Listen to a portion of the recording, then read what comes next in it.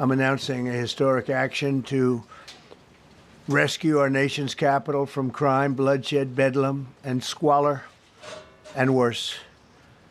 This is Liberation Day in D.C., and we're going to take our capital back. We're taking it back.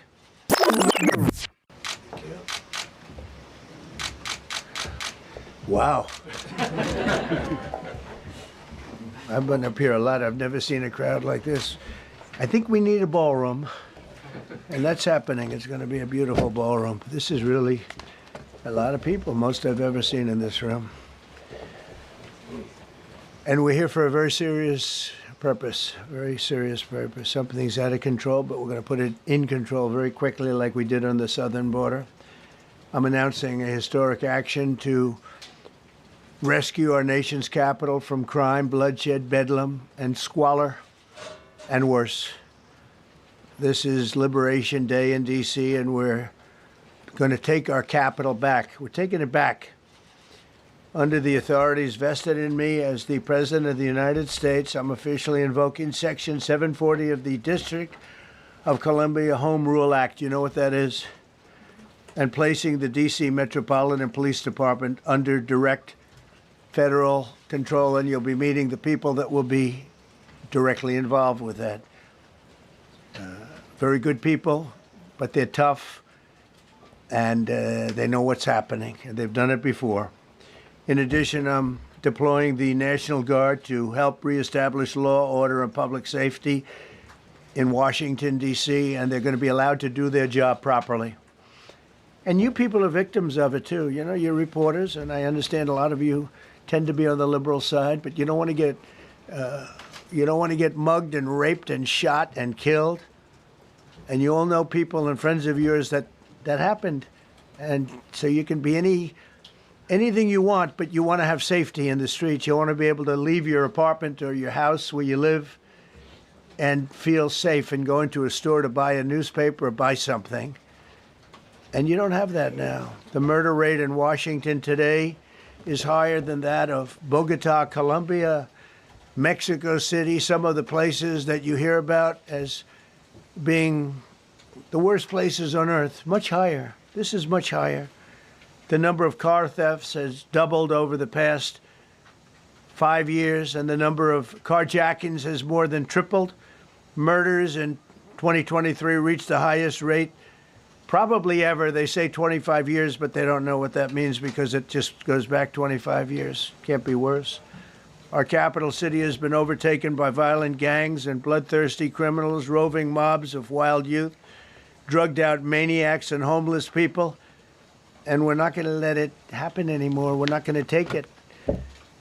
Just like we did on our southern border. Nobody comes through our southern border anymore. 3 months in a row, we had zero. I don't know if that's right, but the people that do the work, it's a very liberal group of people, actually, and they actually said zero for the last 3 months. Nobody thought a thing like that was possible. And, you know, when you take a look at numbers, I just saw some charts. These are different cities throughout the world. Red is, okay, the red is a place called Washington, D.C. Look at these. Baghdad we doubled up on Baghdad. Panama City, Brasilia, San Jose, Costa Rica, Bogota, Colombia, heavy drugs.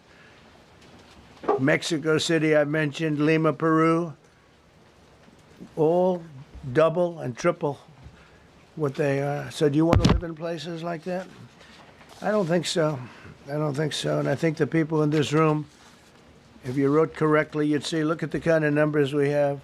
D.C., 41 per 100,000, number one that we can find anywhere in the world. Other cities are pretty bad, but they're not as bad as that. Is that where you want to live?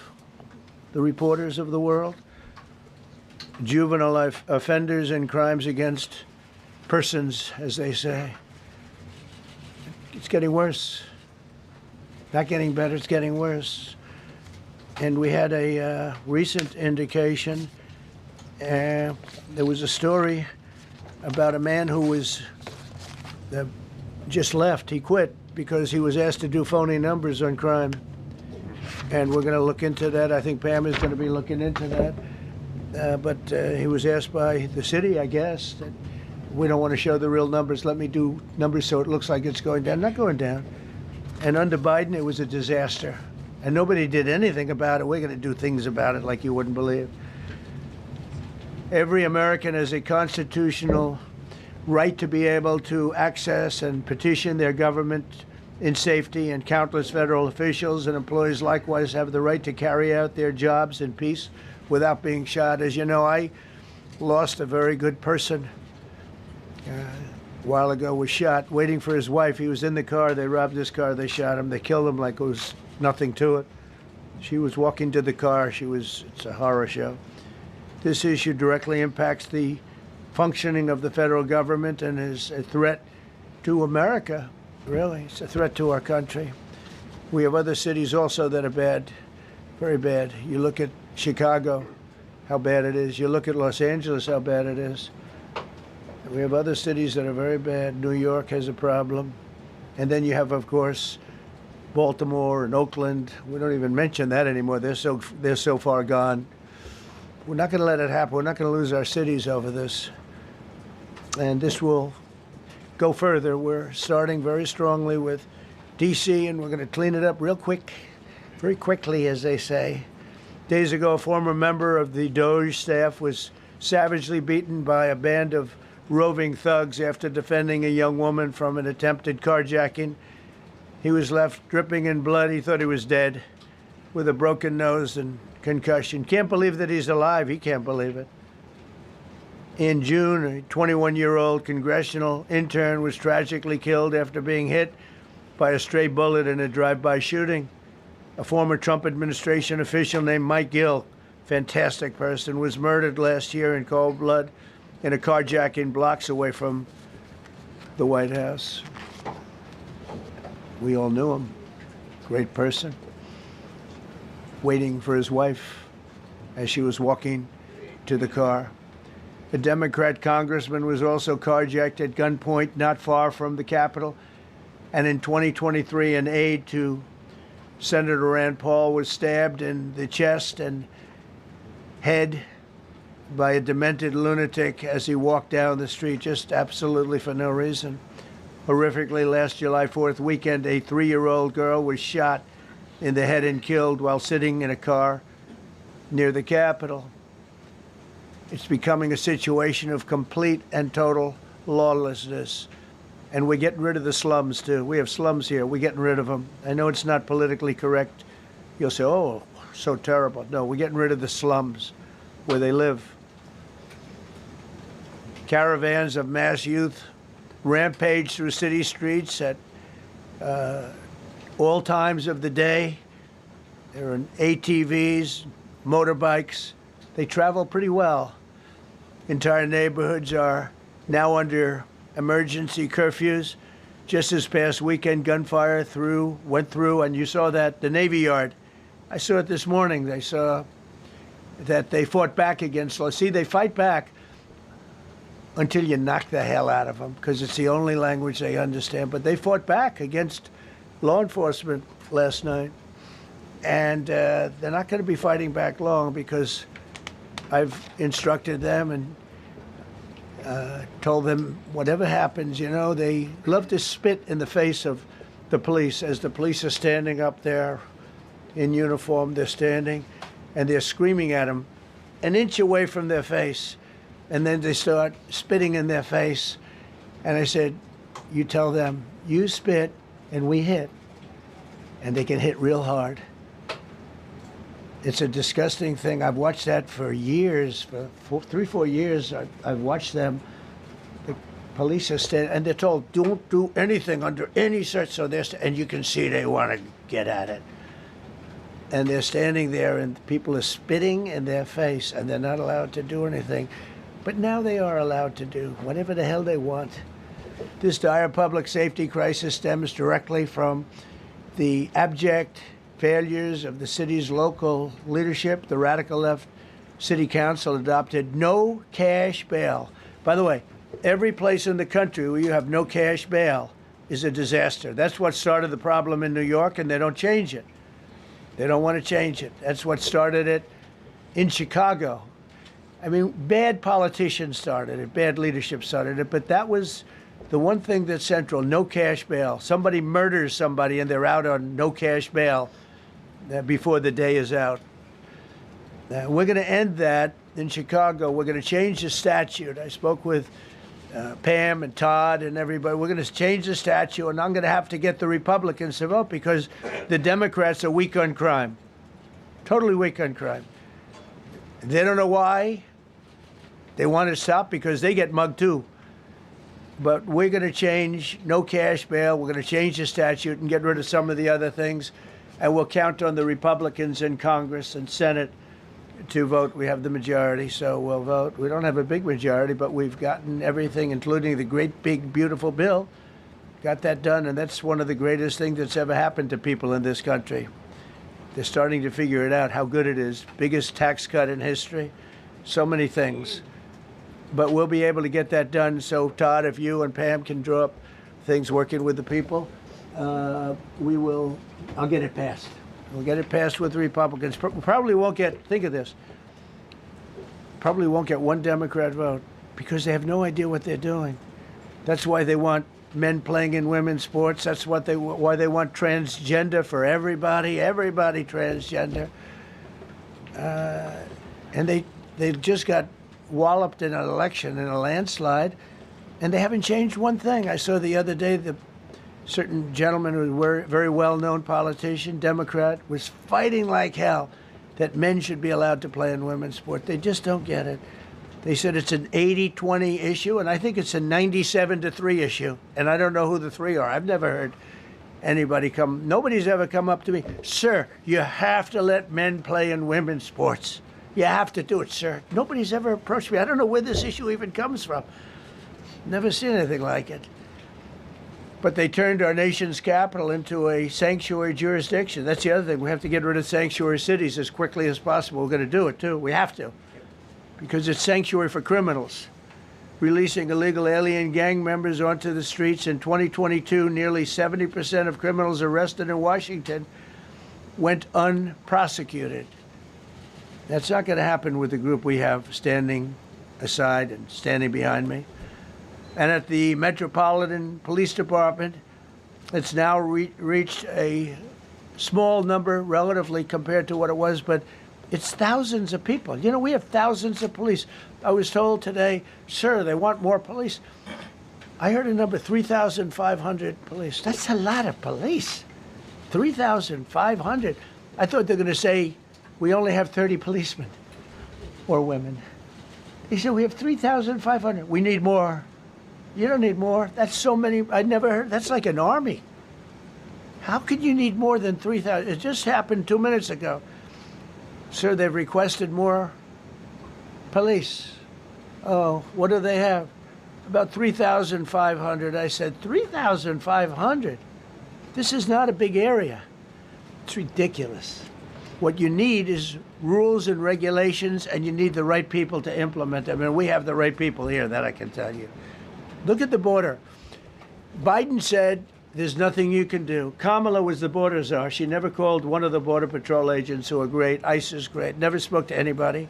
Never went there. But she was the border czar. And everybody said it was impossible to fix. I fixed it in 3 months. No, really. I fixed it the first week, but really fixed it over the last couple of months. And I mean, literally to a point where, as I said, 0 illegals entering our country in the last 90 days. Pretty amazing. It's time for dramatic action. We're going to do the same thing over here. It's going to be a very safe city very soon. We're not looking to take years, because a lot of people die in years. And we've got incredible people in this country, except we have to allow them to do their job.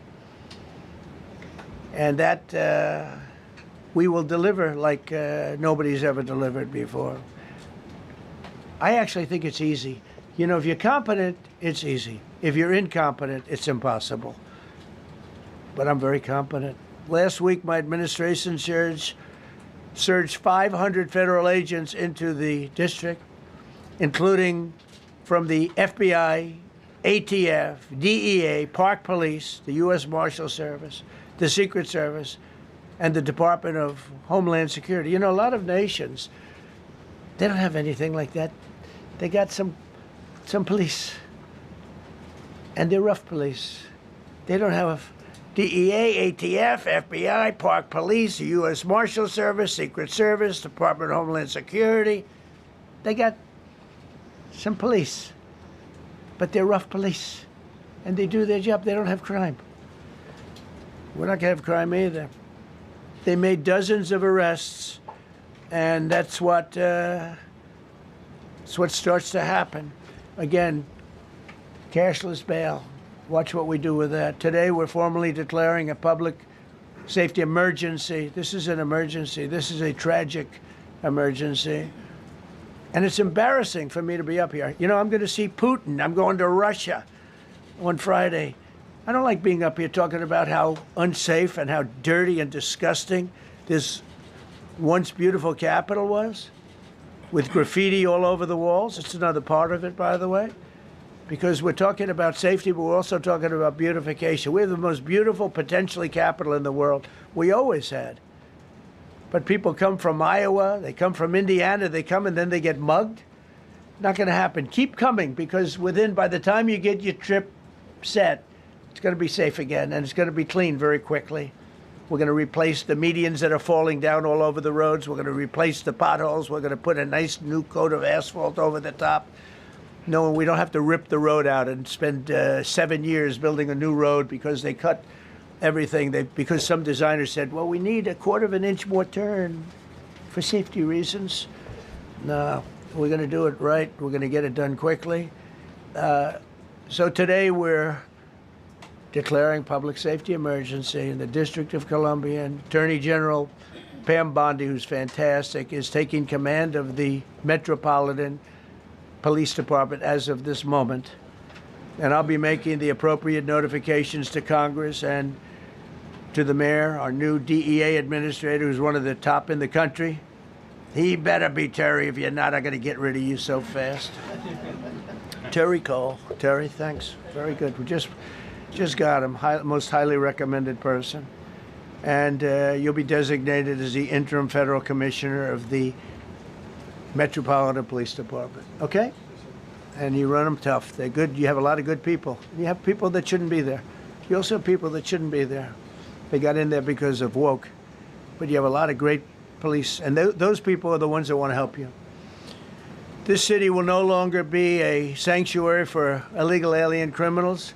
We will have full, seamless, integrated cooperation at all levels of law enforcement, and we'll deploy officers across the district with an overwhelming presence. You'll have more police, and you'll be so happy because you'll be safe. When you walk down the street, you're going to see police, or you're going to see FBI agents. We're going to have a lot of agents on the street. You're going to have a lot of essentially military, and we will bring in the military if it's needed. By the way, we're going to have National Guard, but Pete Hegseth will tell you about it. We will bring in the military if needed. People say, "Oh, that's so terrible. He's going to bring in." It's been used many times over the years. I don't think we'll need it. I think we've got so many great people, including the people that are in the police department with proper leadership. They'll immediately begin massive enforcement operations targeting known gangs, drug dealers, and criminal networks to get them the hell off the street, maybe get them out of the country, because a lot of them came into our country illegally. They shouldn't have been allowed in. They come from Venezuela. They come from all over the world. We're going to get them the hell out. They won't be here long. But some of these people, a lot of them, are homegrown criminals. And these are bad people. These are rough people. And this is just a list of some of the people that were given to me today that were criminals removed from the D.C. streets this weekend. They were rough and tough, but we're rougher and tougher. Look at these people here. Nothing, you know. They're not going to be your local school teacher. Look at this guy. He has killed people numerous times. They're not going to be an asset. They will never be an asset to society. I don't care. I know we all want to say, oh, they're going to be rehabbed. It's not going to be rehabbed. I'm going to ask Doug Burgum to come up and say a couple of words because he's in charge, as you know. He's Interior, but he's in charge of the U.S. Park Police. And I've heard so many great things about the Park Police. They're proud of it. They've been there for a long time. Their families oftentimes grow into the roles. They love the country. They love this area. So, Doug, could you say a few words, please? Thank you, Mr. President. On behalf of the U.S. Park Police, this is the oldest federal police force in the nation. They were formed in 1791 by none other than President George Washington. They've got the awesome responsibility of protecting our nation's most sacred monuments. The National Mall, Washington Monument, Jefferson Memorial, Lincoln Memorial, Statue of Liberty, and out west, the Presidio and the Golden Gate area. These folks have tens of millions of visitors a year, the kind of people that President Trump's talking about that come from around the country and around the world to see our sacred and learn about our history and our sacred monuments. They've been doing a fantastic job, but they are so pleased, the rank and file, that President Trump is now allowing them to enforce the law. As those of you that live in the city may know, that the circles and the triangle parks that are spread throughout D.C. are actually federal park property. So the U.S. Park Police also have responsibility for that. These became littered with homeless camps under the Biden administration. All of you saw that. Since President Trump's executive order on March 27th, making D.C. safe and beautiful again, the U.S. Park Police have removed over 70 homeless camps. And President Trump also talked about beautification. They're stopping and enforcing the laws against graffiti on our monuments. They've removed over 80 specific attacks against our history with graffiti on our monuments. So they continue to do a great job, whether it's in their vehicles, on foot, or on the mounted police that you see around the National Mall. And President Trump, they thank you. The rank and file is so happy to be enforcing the law again. Thank you for your leadership, and they're excited about the announcement you're making today. Thank you. Very good. Great job you're doing. Thank you very much. Pete, could you say something about the military, if you would? Well, Mr. President, it's an honor to be here. And at your direction this morning, we've mobilized the D.C. National Guard. It'll be operationalized by the Secretary of the Army, Dan Driscoll, through the D.C. Guard. You will see them flowing into the streets of Washington in the coming week. At your direction as well, sir, there are other units we are prepared to bring in. Other National Guard units, other specialized units. They will be strong, they will be tough, and they will stand with their law enforcement partners. This is nothing new for DOD. As the President noted, at the border, we've got 10,000 troops down there who've been operating in defense cooperation areas, defense zones, where there's zero illegal crossings because of troops on strikers scanning the border. We've been protecting other people's borders for 20 years. It's about time we protect our own, and we're working with ICE and CBP. In Los Angeles, we did the same thing. Working with the California National Guard, working with ICE officers. ICE officers deserve to do their job and not be attacked. We will work alongside all DC police and federal law enforcement to ensure this city is safe, this city is beautiful. And as I always say about President Trump to the troops, he has their back. And my message to the National Guard and federal law enforcement in Washington is, we have your back as well. Be tough, be strong, we're right behind you. Thank you, Mr. President. I'm going to ask Pam, because she's now, as you heard me say, she's really in charge of a lot of what we're talking about. She's done an incredible job. People are going to start to see the fruits of her labor. And Pam, maybe you could say a few words about what we're talking about here. Sure, President. Let me be crystal clear. Crime in D.C. is ending, and ending today. We are going to use every power we have to fight criminals here. President, thank you for caring about our capital. Families come here every summer. Our museums are free. We have the National Zoo. We have the National Gallery. DC should be a place where everyone can come and feel safe.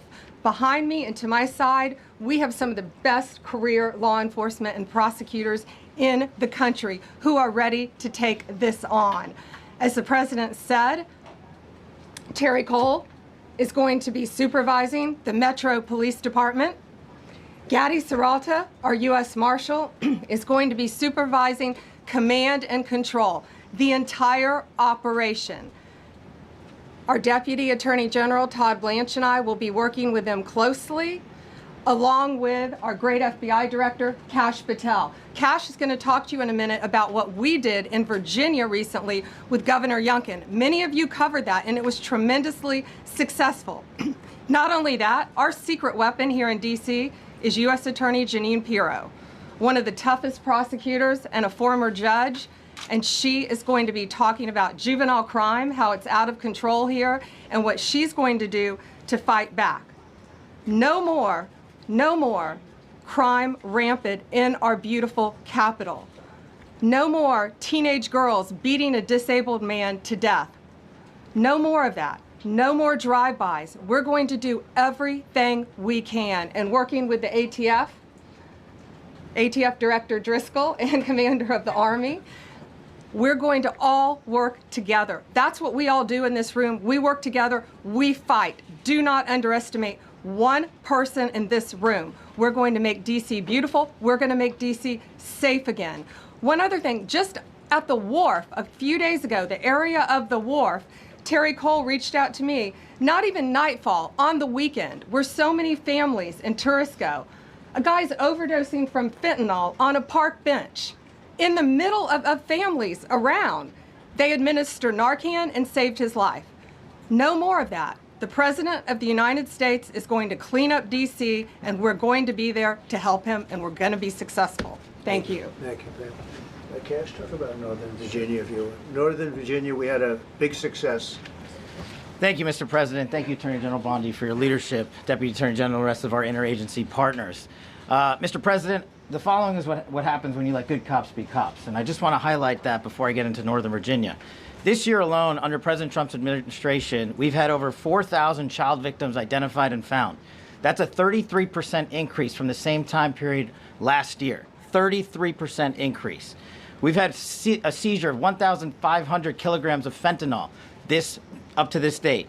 That is a 25% increase since the same time period last year. And just to put it in perspective, 1,500 kilograms of fentanyl is enough to kill 115 million Americans. 115 million Americans. Cops are getting after it. The FBI has arrested 19,000 people this year alone. Thanks to President Trump's administrations, that's double than where we were this time last year. And we have also arrested 1,600 people who have committed violent acts against children. 270 of them are human traffickers of children. Mr. President, this is what happens when you have great leadership at the Attorney General with Pam Bondi, your administration's priority of protecting the homeland and protecting American citizens and protecting our children, and the murder rates are plummeting. We are now able to report that the murder rate is on track to be the lowest in U.S. history, in modern recorded U.S. history, thanks to this team behind me and President Trump's priorities. And how do we do it? And what are we going to bring to D.C.? What we did in Northern Virginia, thanks to Terry Cole and Governor Youngkin and the team, we stood up a task force out in my Northern Virginia field office, and we said, let's let good cops be cops, let's get them the intelligence and what they need, and let's get the red tape out of their way, and let's get DOJ partnered up with us to bring great prosecutions, and that's exactly what we did. In 1 month, we arrested 545 violent felons. 545 in the state of Virginia, thanks to Governor Youngkin's partnership. And that simplicity in law enforcement is what's coming to Washington, D.C. When you let good cops be cops, when you give them the intel they need, when you work with our Homeland Security Task Force, when you work with Terry and Gaddy and I go way back to Miami, these guys are great leaders of the respective departments and law enforcement capacities. And when you have the DOJ and President Trump driving behind this mission, we are going to clean up Washington, D.C., and we're going to do it the right way, the lawful way, and we're going to make sure Washington, D.C. is safe again. Thank you, Mr. President. Thank you, Attorney General. Thank you very much. Good job. Thank you, Cash. So the process begins right now. It actually started over the weekend, and we confronted a lot of very bad people. But it's going to be something that will be pretty amazing to you as you watch it. And I think most of you say it's a beautiful thing to do it right. We're going to be removing homeless encampments from all over our parks, our beautiful, beautiful parks, which now a lot of people can't walk on. They're very dirty, we've got a lot of problems. But we've already started that. We're moving the encampments away, trying to take care of people. Some of those people We don't know how they even got there. Some of those people are from different countries, different parts of the world. Nobody knows who they are. They have no idea, but they're there. We're getting rid of the people from underpasses and public spaces from all over the city. There are many places that they can go, and we're going to help them as much as you can help. But they'll not be allowed to turn our capital into a wasteland for the world to see. The Metropolitan Police Department and the federal authorities will be supported in the effort, a really big effort, the 800 D.C. National Guardsmen that we'll put on, and much more if necessary, much more. You remember I said, I offered 10,000 once. Remember I said to a certain person, a person who I thought always was highly overrated, not very competent, but I said, if you need them, we'll give you 10,000 of the military or the National Guard. They turned me down.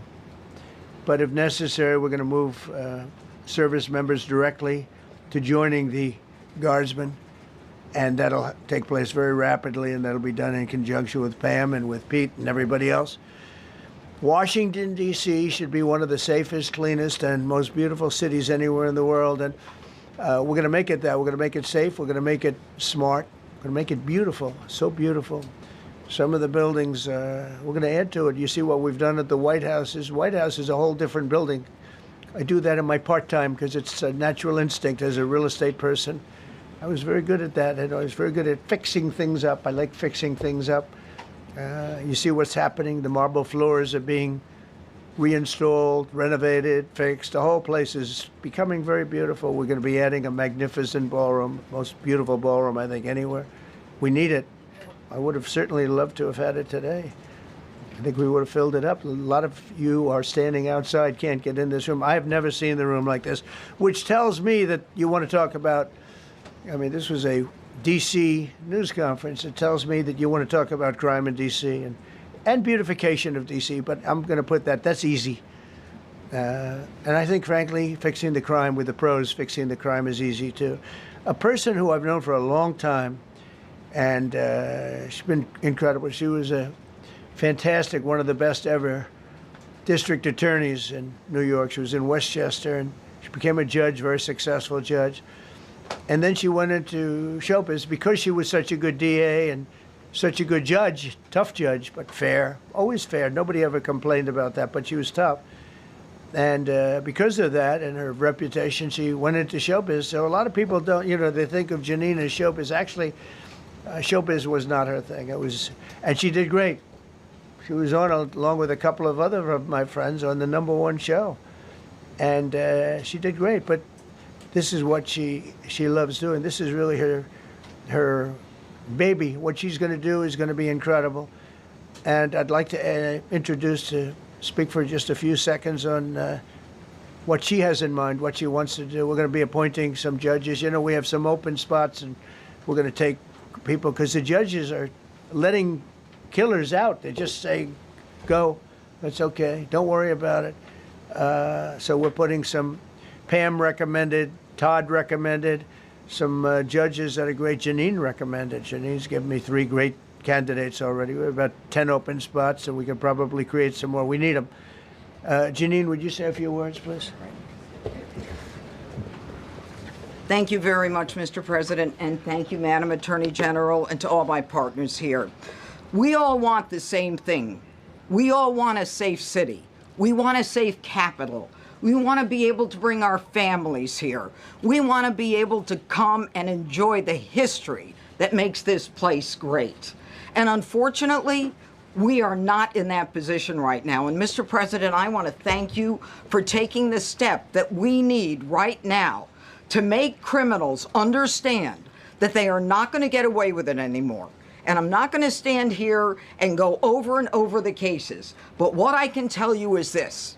I see too much violent crime being committed by young punks who think that they can get together in gangs and crews and beat the hell out of you or anyone else. They don't care where they are. They can be in DuPont Circle, but they know that we can't touch them. Why? Because the laws are weak. I can't touch you if you're 14, 15, 16, 17 years old and you have a gun. I convict someone of shooting another person with an illegal gun on a public bus in the chest, intent to kill, I convict him. And you know what the judge gives him? Probation. Says you should go to college. We need to go after the D.C. Council and their absurd laws. We need to get rid of this concept of, no cash bail. We need to recognize that the people who matter are the law-abiding citizens. And it starts today. But it's not going to end today, because the president is going to do everything we need to do to make sure that these emboldened criminals understand we see you, we're watching you, and we're going to change the law to catch you. And my final note is this. These kids understand that the jurisdiction is through the state attorney general, Brian Schwab. I did a poster of the young man from Doge who was beaten bloody with a severe concussion, a broken nose. And then I did a poster of what happens to those kids, because I can't arrest them, I can't prosecute them. They go to family court, and they get to do yoga and arts and crafts. Enough. It changes today. Thank you, Mr. President. Thank you, Jim. You're welcome. Great job. Thank you. If I could, I just signed some executive orders. I'd like to have Will please come up, and we'll let the people know what we signed. Do you want to put them down? Yes, sir. Go ahead. A short while ago in the Oval Office, President Trump signed 2 crucial executive actions to deal with the emergency crime conditions we currently face in the District of Columbia. The first of these was an executive order, as President Trump said before, invoking his powers under Section 40 of the Home Rule Act to take federal control of the D.C. Metropolitan Police Department. Along with that executive order, President Trump signed the statutorily required notification letters to Mayor Bowser and to the relevant House and Senate committee leaders. The second major executive action that President Trump signed was a presidential memorandum directing the Secretary of Defense to utilize the National Guard to address the conditions we see on our streets here in D.C. It also authorized the Secretary of Defense to work with state governors to utilize their National Guard units if necessary as well. These are bold, decisive steps intended to combat the out-of-control crime conditions we've seen on D.C.'s streets for far too long. And I, for one, am deeply proud to be part of an administration that's finally coming to terms with these issues, sir. Thank you very much. Sir. Thank you. So, just to conclude, Washington, D.C. should be one of the safest, cleanest, most beautiful places anywhere in the world. It was years ago. We had one problem that was a pretty big problem.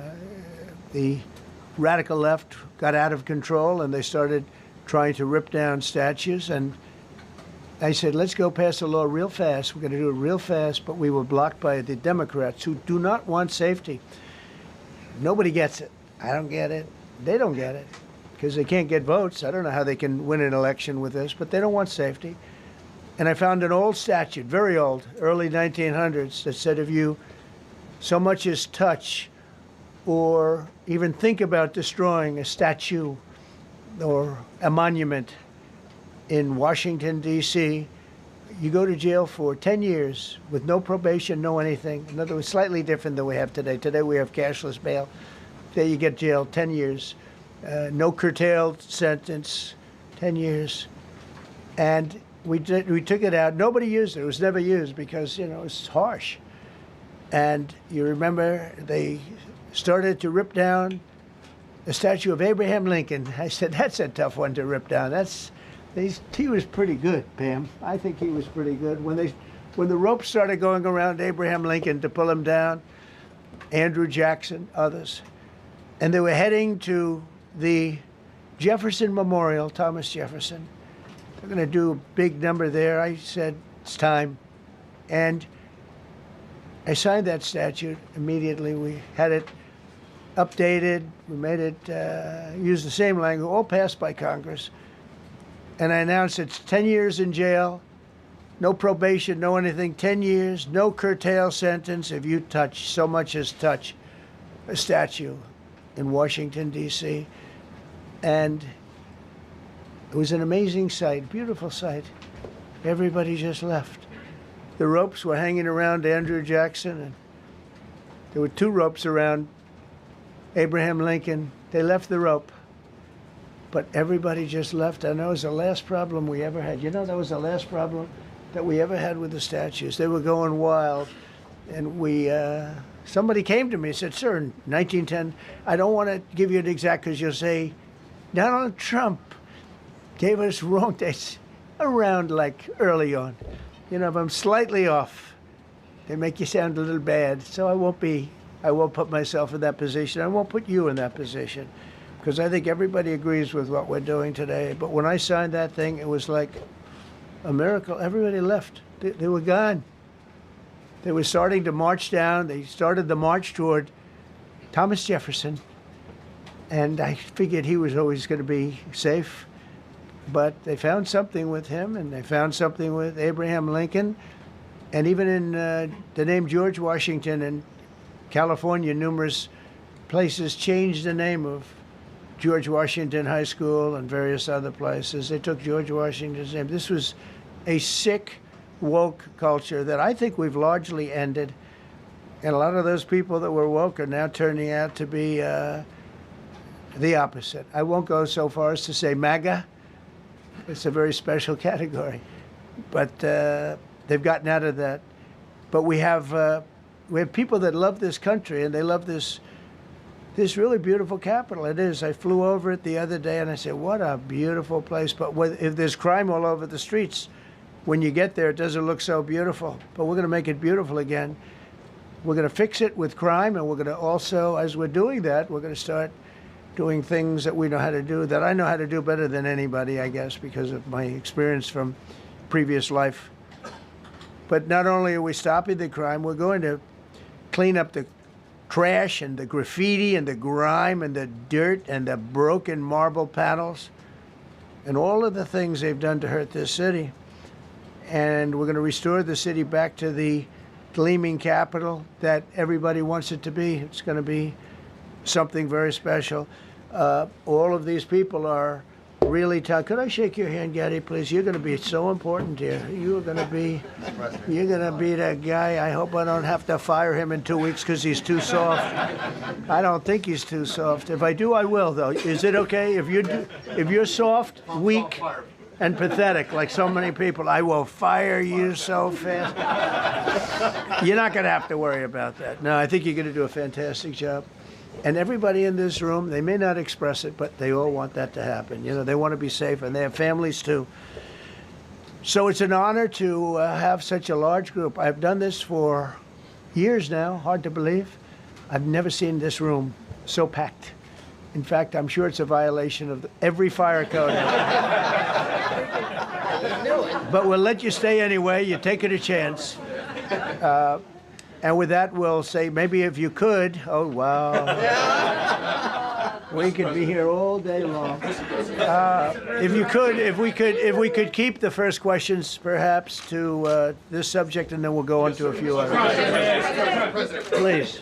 Mr. President, thank you so much. Can you talk about how personal of an issue this is? You talked about flying over the Washington Monument and seeing the pride of what D.C. is, and do you believe that the status of the city, the cleanliness, the way that crime is low, is a direct reflection on how the country is run? Yeah, I do. I think the Capitol, look, everyone comes here. They're all coming. All the leaders, they're all wanting to come. And I say it, I've said it again, but I'm really just quoting other leaders from NATO, from the Middle East, King of Saudi Arabia, Qatar, UAE. I was over there. We brought back $5.1 trillion of investment into our country. But a month and a half ago, I was at NATO. We had a great thing. They agreed to put up 5% instead of 2%. 2% they didn't pay, 5%'s already paid. We had a great meeting, and they all said the same thing. They said our country was dead. They thought our country was gone. 1 year ago, they said your country was dead. And now you have the hottest country anywhere in the world. We do. We have the hottest country in the world right now. The tariffs have helped. It's given us not only the money, it's billions, trillions of dollars of money, but it gives us great power over enemies. We solved 5 wars with Pakistan and India. We just solved one. Azerbaijan and, as you know, in Armenia. A war was raging for 37 years, and the two leaders got up and they said, we never thought this would be solved. Russia tried to solve it. They all tried to solve it. It was a very tough situation, but we got it done. And I said to the two men, I said, are you guys friends? And they had a hard time. You know, they've been killing each other for 37 years, right? The one was there 5 years, one was there for 22 years. He said, my whole life I've been fighting this war, and you got it solved. But we did many of those. We did in the Congo and Rwanda. That's been going on for 30 years. 8 to 9 million people killed that they know of, but it was raging, and we got that solved. We got a lot of them done. It's a great honor. But you want to have, when they come, the leaders come to our country to sign documents that the war is over or whatever, or for other reasons. They come for trade. And you want them to come through so beautifully. You ride down those roads, everything should be perfect.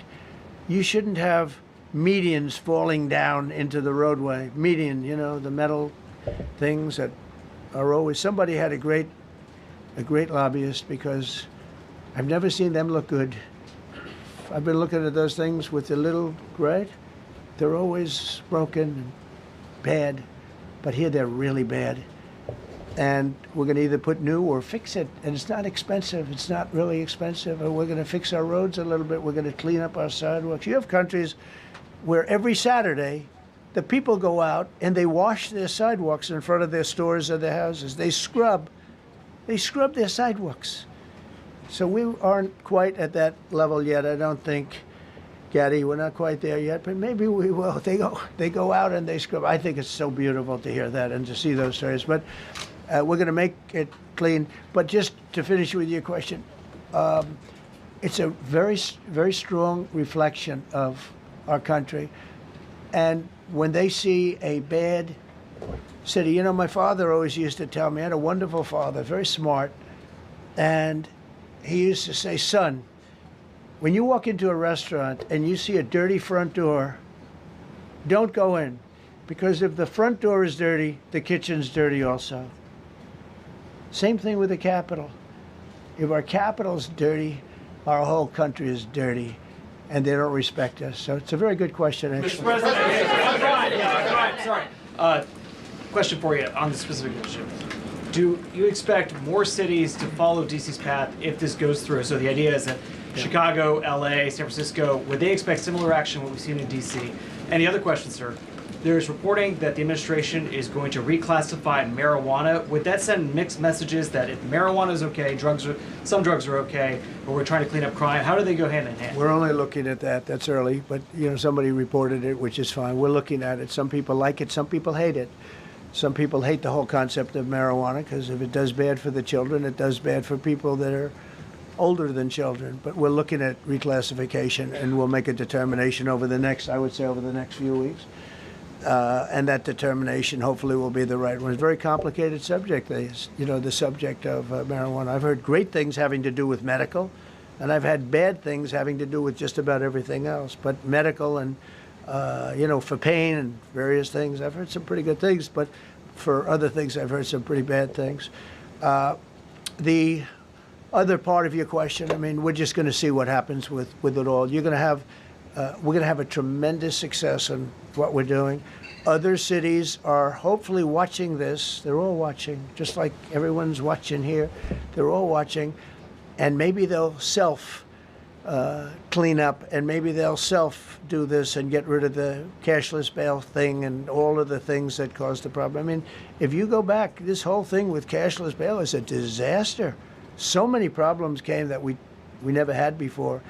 So they're watching us today, and if they don't learn their lesson, if they haven't studied us properly, because we're going to be very successful. I have zero doubt about that. It's going to be. It's a question of will it be really fast, like the border. You know, everyone said, they used to say, Biden used to say, I need legislation. I didn't get any legislation. I called up our people, and we did a great job. Tom Homan was great. As you know, our secretary did a great job. They did a great job. There's no games. They didn't play games. And we're going to have the same thing here. But then I'm going to look at New York.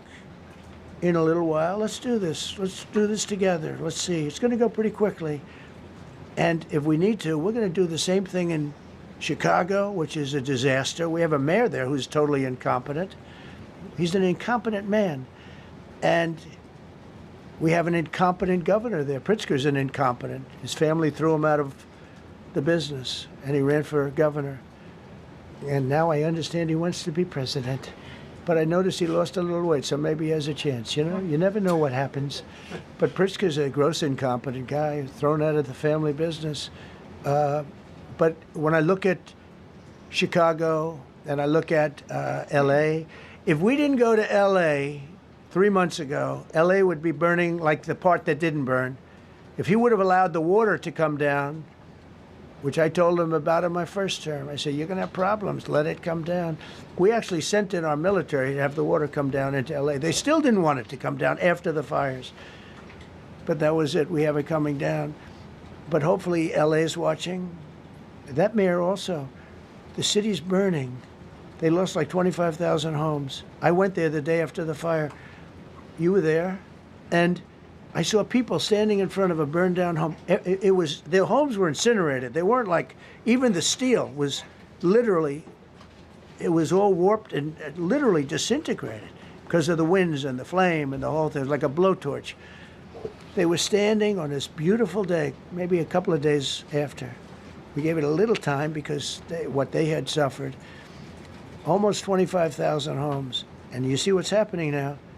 They didn't give their permits. I went to a town hall meeting. I said, we're going to get you the federal permits, which are much harder. Almost immediately. Lee Zeldin is a star. He did an incredible job. They have all their federal permits. They don't have their city permits. And the mayor said to me, we think we can have them in 2 years. I was walking down the street, and I met with firemen and police. And I was saying hello to many people that were standing in front of their homes with yellow tape. You can't go in. You can't go onto the lot. And those people wanted to start rebuilding their homes then and there. And the mayor said, we should be able to get them the permits within 2 years. I said, that's a shame. 2 years? Are you kidding? I'm going to get them the federal permit like almost immediately. 2 years. And she drew it back. Well, maybe 1 year. The place was booing her out of the place. They don't have their permits to build their homes.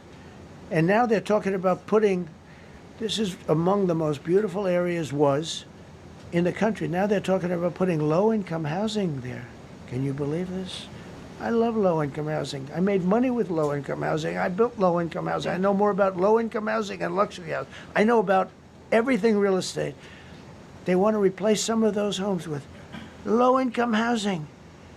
They haven't gotten their permits yet. We've gotten all the federal permits, which are much tougher to get, and it was done almost immediately through Lee Zeldin and Federal Environmental.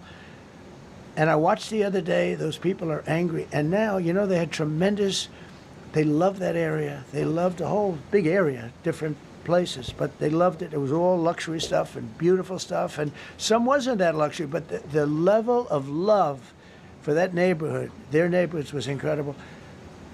And you know what? I watched people on television, they want to go, they want to leave. They've lost their spirit, they've lost their heart, because the mayor's incompetent. And Gavin Newsom is incompetent. He's got a good line of bullshit, but that's about it. He's incompetent.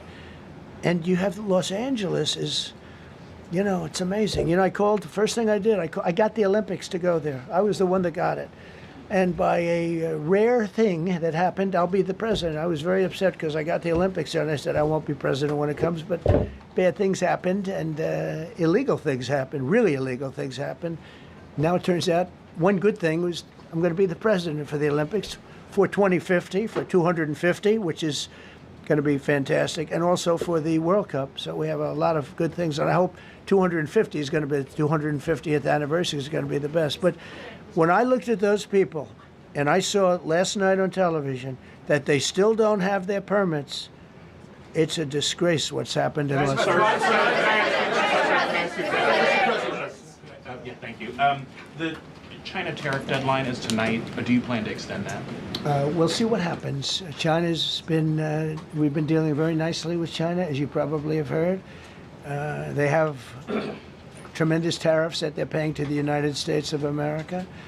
And we'll see what happens. They've been dealing quite nicely. The relationship is very good with President Xi and myself. President, you mentioned your upcoming meeting with President Putin. Can you tell us what you hope to get out of that and whether you'll consider inviting President Zelensky to join? So you have to understand, this is a war that should have never happened. This is a war that wouldn't have happened if I were president. It would have never happened. It was the apple of his eye. I got along very well with President Putin. But if you look, under President Bush, they took a lot of territory. Under President Obama, they took a lot of territory. Under Biden, they essentially took the whole thing. You know, it's just a question of time. Under Trump, you know what they took? Nothing. Nothing. I was the one that said, you can't build your pipeline. That was half built. I came in, I stopped the pipeline. It's called Nord Stream 2. Nobody knows that, you know. Nobody ever heard of Nord Stream 2. You might have not even heard it. Biggest pipeline in the world. I stopped it. I was not a friend of Russia, but I got along well with Putin. It's always good to get along with other countries if possible, but that doesn't mean you roll over like Biden did. Biden came in and he immediately approved the pipeline. I couldn't believe it. Then they say Trump wasn't tough on Russia. I wasn't tough. I was the toughest. Putin said, if you're not tough, I would hate like hell to see you. I stopped the biggest economic development job, the biggest job that Russia had ever built. I stopped it. It was dead. And this low IQ president came in and he let them build the pipeline and supply oil and gas all over Europe, you know. So this is really a feel-out meeting a little bit. And President Putin invited me to get involved. He wants to get involved. I believe he wants to get it over with. Now, I've said that a few times, and I've been disappointed because I'd have like a great call with him, and then missiles would be lobbed into Kiev or some other place, and you'd have 60 people laying on a road dying. I said, that's cold, that's cold. But it's a violent war. 5,000 to 7,000 people a week are dying. And you know, there's nobody from here. They're all Russian and Ukrainian people, and some people from the cities, much smaller number, but still, those missiles do damage and they kill a lot of people, but mostly soldiers. And they're young soldiers, although in the case of Ukraine, they're getting much older. They're drafting 60-year-olds now.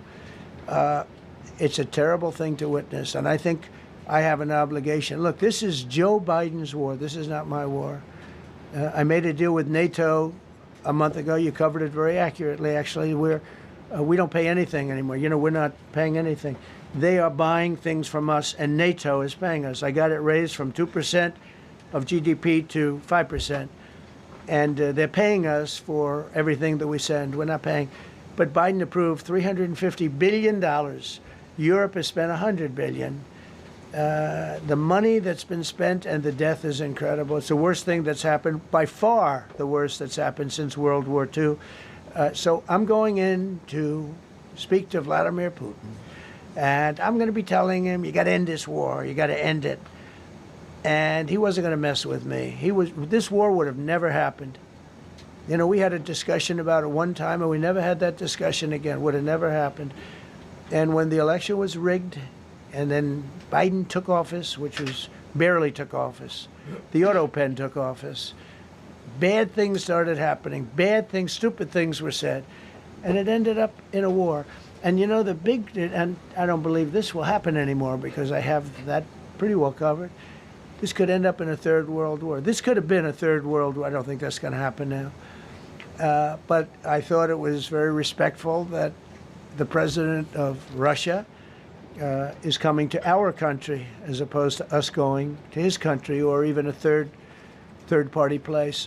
But I think we'll have constructive conversations. Then after that meeting, immediately, maybe as I'm flying out, maybe as I'm leaving the room, I'll be calling the European leaders who I get along with very well.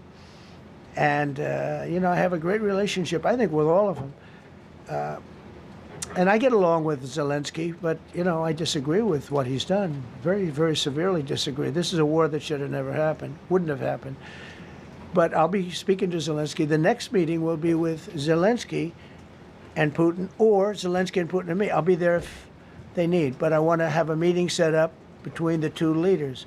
I was a little bothered by the fact that Zelensky was saying, well, I have to get constitutional approval. I mean, he's got approval to go into war and kill everybody, but he needs approval to do a land swap, because there'll be some land swapping going on. I know that through Russia and through conversations with everybody, to the good, for the good of Ukraine. Good stuff, not bad stuff. Also, some bad stuff for both.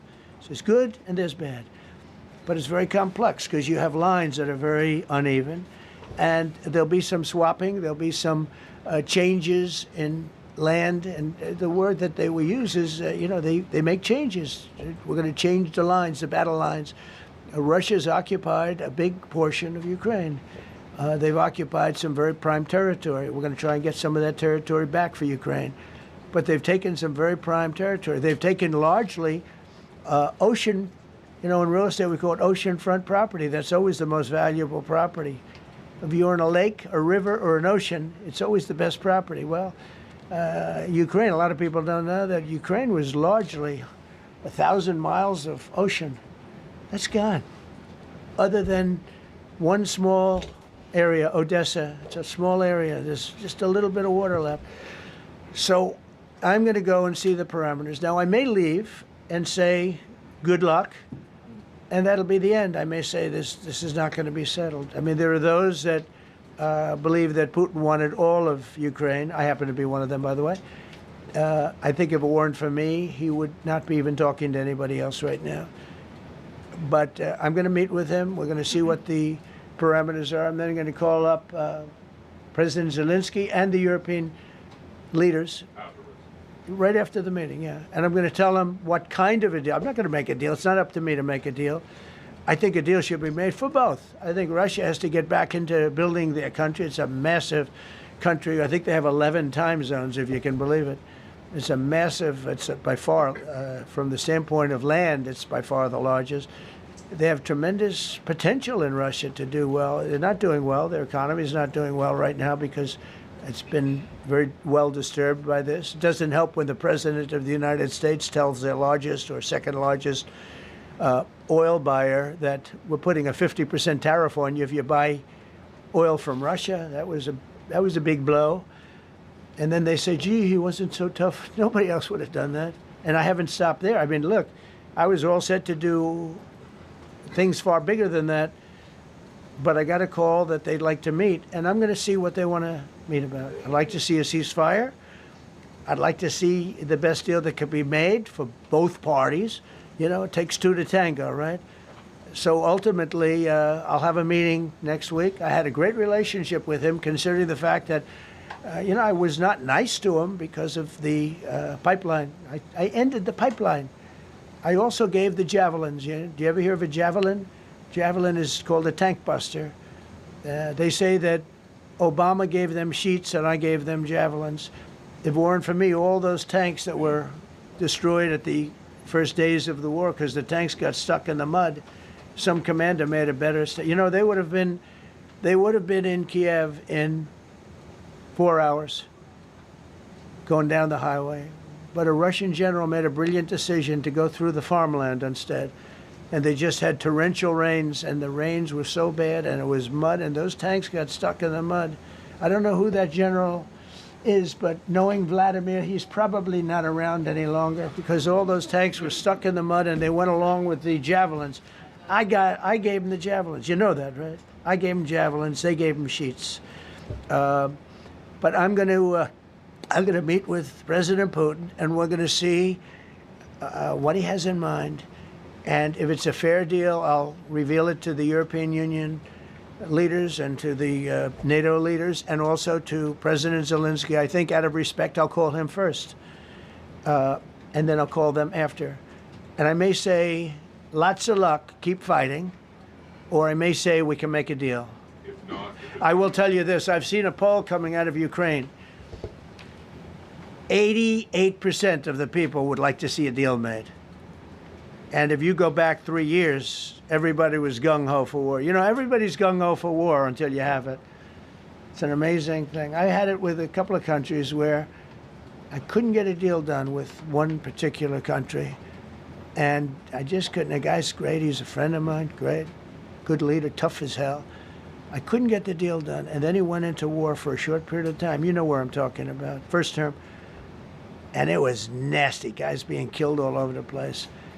And he went through 1 week of war, and I was able to get the deal done. He said, this is nasty. Yes, please. Yeah, just to follow up on what you were saying there.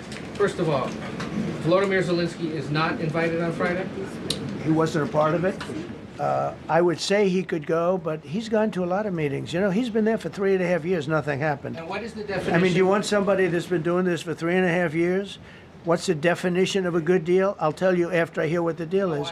Because there could be many definitions. You know, you're talking about a very large and complex situation. Now, I tell you, the war that I just settled with Azerbaijan and with, as you know, and Armenia was almost as complex as this one, having to do with routes, trade. Meeting on Friday with Vladimir Putin. Well, we're going to have a meeting with Vladimir Putin, and at the end of that meeting, probably in the first 2 minutes, I'll know exactly whether or not a deal can be made. How will you know that?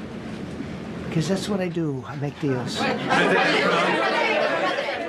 Yeah, please, go ahead. Yeah, thank you, Mr. President. I'm going to ask you 2 questions, one about China, one about Russia, if I could. On China, your administration agreed to send the most advanced or advanced NVIDIA and AMD chips. No, obsolete. No. Obsolete chip. Well, and then 15% of the profits. You mean the 20s? No. This is an old chip that China already has. And I deal with Jensen, who's a great guy, and NVIDIA. The chip that we're talking about, the H20, it's an old chip. China already has it in a different form, different name, but they have it. Or they have a combination of two will make up for it and even then some. Now Jensen's a very brilliant guy, and Jensen also has a new chip, the Blackwell. Do you know what the Blackwell is? The Blackwell is super duper advanced. I wouldn't make a deal with that, although it's possible I'd make a deal, a somewhat enhanced in a negative way Blackwell. In other words, take 30% to 50% off of it. But that's the latest and the greatest in the world. Nobody has it. They won't have it for 5 years.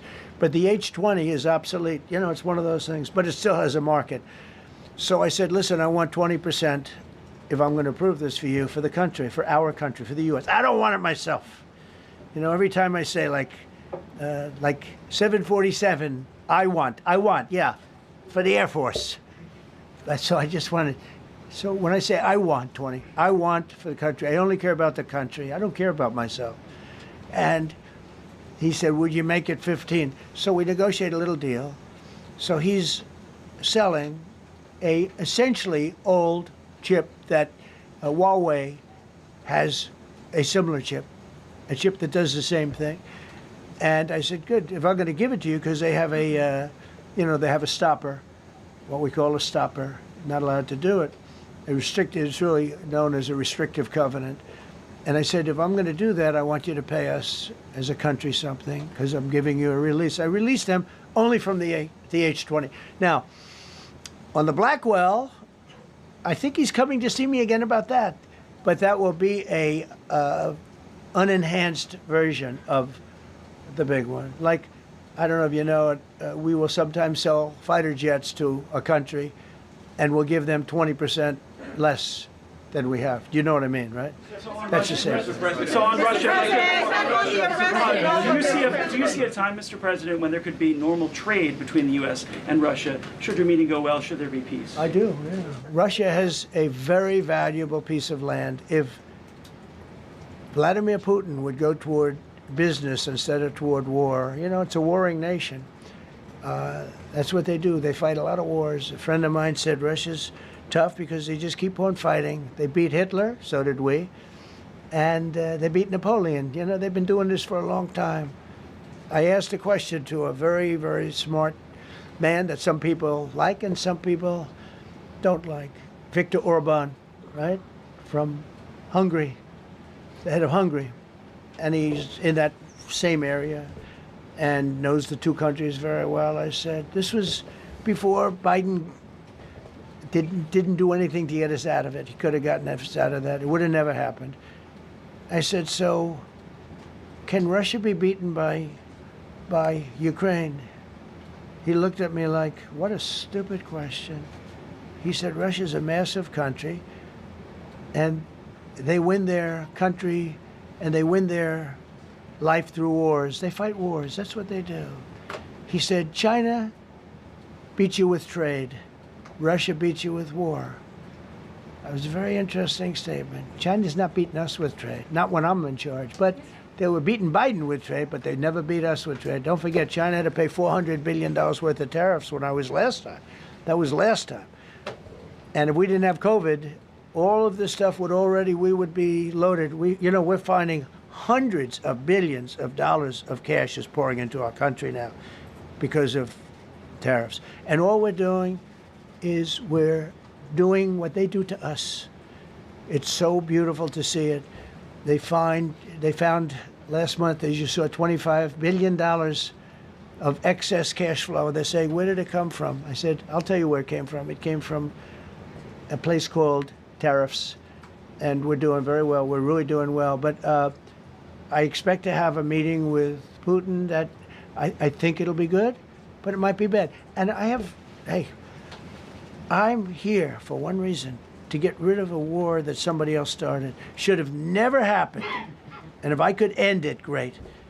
Complex war, a lot of bad blood, But Zelensky's been there for 3.5 years. So if you put him in a room, now I will say this, ultimately I'm going to put the two of them in a room.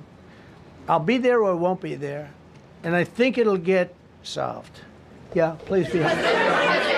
Thank you, Mr. President. Excuse me, I'm going to suggest, because do you have any other questions on DC? Because I don't want them to be. Wait. These are incredible people. I don't want them to be standing up here on subjects. Does anybody have a question of them? And then you guys can leave. Okay, a question, Brian, go ahead. Thank you, Mr. President. All right.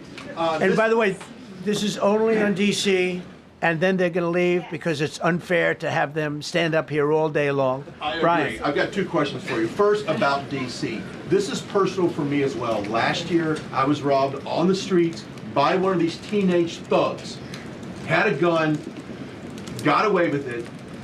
Let's talk about the effort that between law enforcement, prosecutors, and judges, because it's a recycling belt. Like, these kids go, they don't fear the police. They know it. If you talk about how we've got to get these judges and put these kids behind bars, right. Adult crimes deserve adult penalties.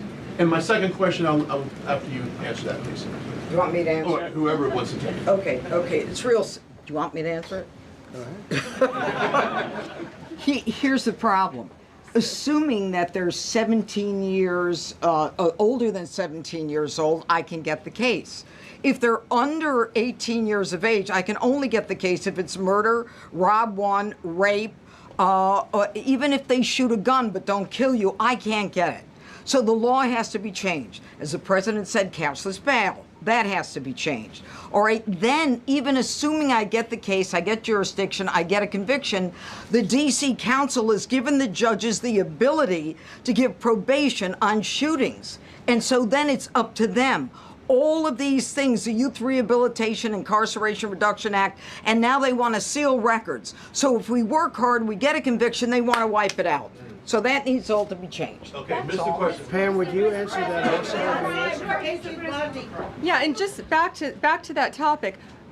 Let's be clear, though. We're going to charge them, and we're going to track every single thing they do throughout every step of the court process and report back to you and let all of you know what's happening to them. Because the people who are prosecuting them, the judges who are trying them, they also need to be held accountable. Mr. President, you also made a comment. This is the most people we've ever seen in this briefing. I've never seen ever, right? Yeah. I've never seen any. Where's Caroline? Where's my superstar? Caroline. Is Caroline in the back? Where's Caroline? Come here, Caroline. Come here, Caroline. Come here. Is she doing a good job, by the way? Come here, Caroline. Is this the largest crowd that you've ever seen? This is definitely the most packed briefing, and I think all of you would agree. I think it's why we need to build a ballroom. Mr. President, I have a better idea. All right, Brian, go ahead. My question is this. You're building the big, beautiful ballroom. Yeah. Could we build a big, beautiful briefing room, updated technology, more seats? I don't want to do that. I don't want you to be comfortable.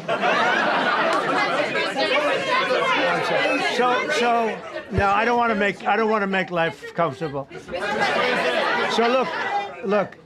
Let's just do this. Let's do this. It's going to be a big thing. We're going to Russia. That's going to be a big deal. What happens, happens. I'll let you know what happens. You'll be the first to know. I'll be calling the European leaders. I'm going with totally. I mean, we have a lot of talks. They're great people. They're great leaders, actually, and they want to get back. Honestly, as one of them said, I've OD'd on trying to settle Ukraine. They've OD'd, meaning they've overdosed on the settlement of Ukraine. Not a nice expression, but boy, is it accurate. They're tired of it. They want to get back to spending money on their countries. You know, Biden gave them $350 billion. Europe gave $100 billion. It should be much more than that. Shouldn't have been that kind of, they should have had equalization, but they didn't. But you know what? Still a lot of money. They want to get back to building their own countries. They really want it resolved.